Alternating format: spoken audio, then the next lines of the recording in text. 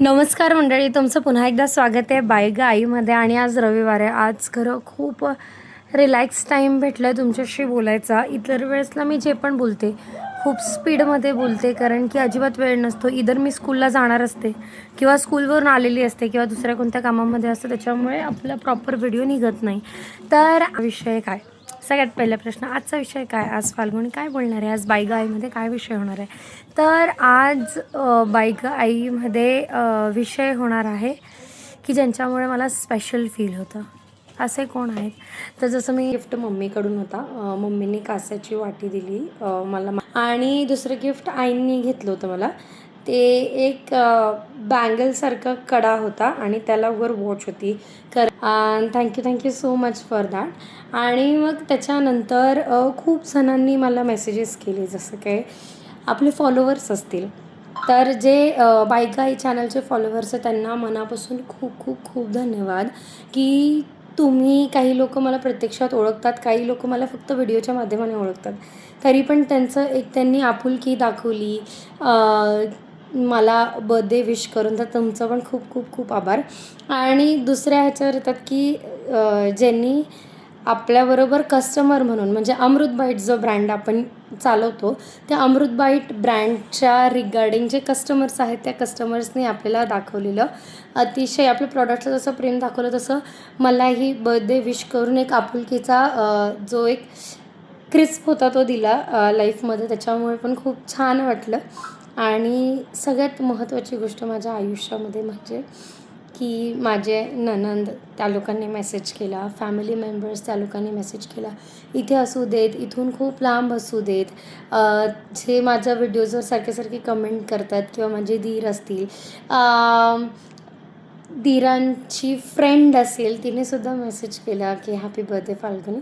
So तुम्ही माझा दिवस तो स्पेशल बनवला, त्याच्यासाठी खूप खूप खूप धन्यवाद तुमचं पण. आणि अजून महत्त्वाची गोष्ट म्हणजे मी तुम्हाला एक क्षण सांगू इच्छिते, की जेव्हा जजच्या प्रदर्शनातून आपण आलो, जेव्हा मी रिटर्न स्कूलमध्ये आली, तर स्कूलमध्ये आल्यानंतर माझा जवळजवळ 4 दिवसाचा गॅप झाला होता. तर जेव्हा स्कूलमध्ये आली त्यावेळेस मुलांचं, म्हणजे मी असं ना खूप सगळ्या त्या ट्रान्समध्ये ह्या ट्रान्समध्ये लगेच शिफ्ट करू शकत नाही. तर मी थोडं त्या ट्रान्समध्ये, थोडं ह्या ट्रान्समध्ये होती. सो डेट्सचं माझी खूप गडबड होती. आणि मग मी स्कूलमध्ये पोचल्यानंतर मला मुलं बोलायला लागली, टीचर परवा काहीतरी आहे. म्हटलं काय रे?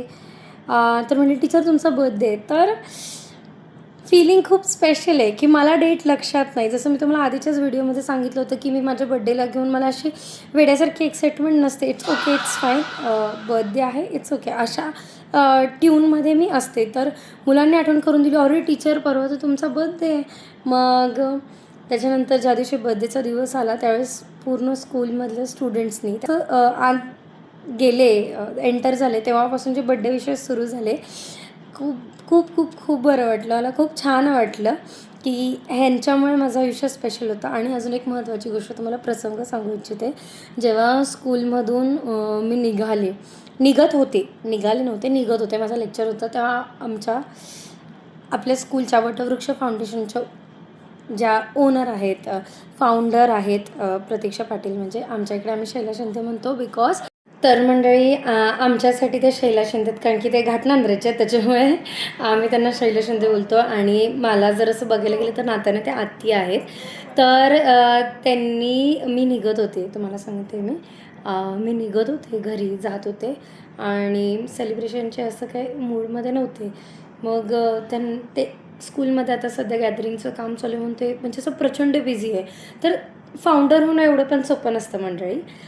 एखाद्या बिझनेस किंवा एखाद्या ऑर्गनायझेशनचं फाउंडर होणं खूप मोठी गोष्ट असते, खूप जबाबदारी असतात, आणि त्याच्यासोबत घर सांभाळणं खूप एक टॅक्टिकल्स असतात. सो त्यांना माझं जायचं टाईम झाला, त्यांना मग लक्षात आलं, अरे ह्याचा जायचा टाईम झाला. मी म्हटलं की मी निघते. तर मग मला म्हटले नाही तुम्ही जायचं नाही. म्हटलं आज राहू द्या, आजच्या दिवस फक्त राहू द्या, आपण हा सेलिब्रेशन उद्या घेऊया.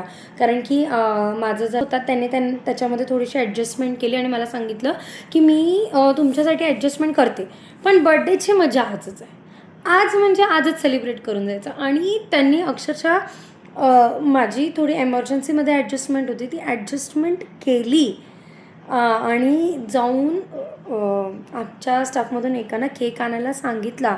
ते केक भिवघाटावरून घेऊन आले आणि मग सगळ्या मुलांनी बर्थडे सेलिब्रेट केला आणि त्याच्यासाठी स्टाफमधल्या प्रत्येक व्यक्तीने मला विश केलं आणि स्टाफमध्ये पण सगळ्यांना थँक्यू सो मच की स्कूलमध्ये असल्यामुळे, मुलांमध्ये असल्यामुळे हे गोष्ट खूप जास्त समजते की आपण कोण आहोत, आपण खरे कसे आहोत आणि आपण काय सराउंडिंगमध्ये राहतो आहे तो आनंदच वेगळा. फक्त एवढं आहे की आत्ता ह्या व्हिडिओमध्ये ज्यांचं पण मी नाव घेतलं, व्हिडिओ थोडा मोठा झाला पण ज्यांचं मी नाव घेतलं त्यांना मी अजिबात थँक्यू बोलू शकले नाही त्या दिवशीमध्ये.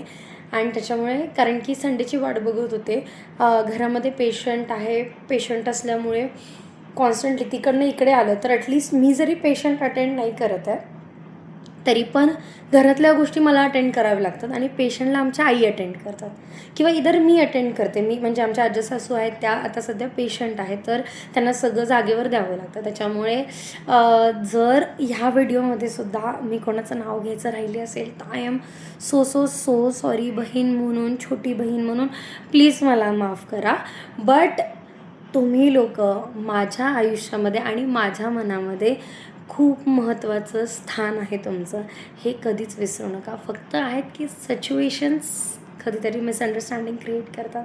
सो हे मिसअंडरस्टँडिंग होऊ नये म्हणून त्या दिवशीच ठरवलं होतं की संडेला एक दिवशी व्हिडिओ बनवायचा. आज साडी बिडी नेसून तयार झाले म्हणून म्हटलं की व्हिडिओ करावाच. तर पुढच्या व्हिडिओसाठी स्टे ट्यून विथ बाय गाई आणि माझ्या सगळ्या या स्पेशल्स लोकांसाठी पुन्हा एकदा थँक्यू. धन्यवाद.